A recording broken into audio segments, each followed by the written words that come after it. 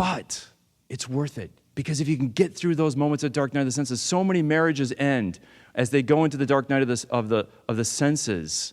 And if they just would have persevered, they would have found a deeper level of union and love that was so much more satisfying than anything they had before that. And likewise, sometimes there's trials in marriages where one is sick, maybe one is depressed, maybe one is struggling in certain ways, and we have to be there for them. But here's the last thing about the analogy that I want to draw out for marriage. Sometimes in the interior life and prayer life, it feels like you're doing the prayer life alone, as St. John of the Cross describes, as Mother Teresa of Calcutta experienced. But you're not alone. But it feels like you're alone sometimes in your relationship with God. And sometimes in marriage, it feels like we're alone. The other spouse just isn't rowing in the same direction. They're just not on board. They're not understanding you, or they're in a funk, or whatever it may be. And sometimes it could be as bad as abandonment.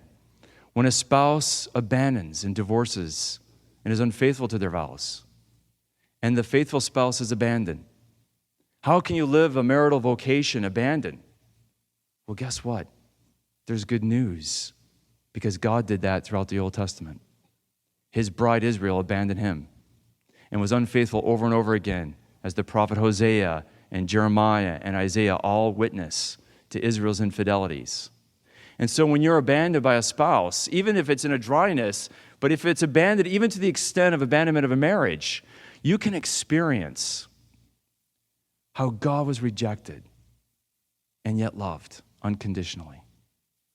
Your heart and your love can be conformed to the divine love of God by forgiving. By forgiving. That can be a witness too, a powerful witness of God's divine love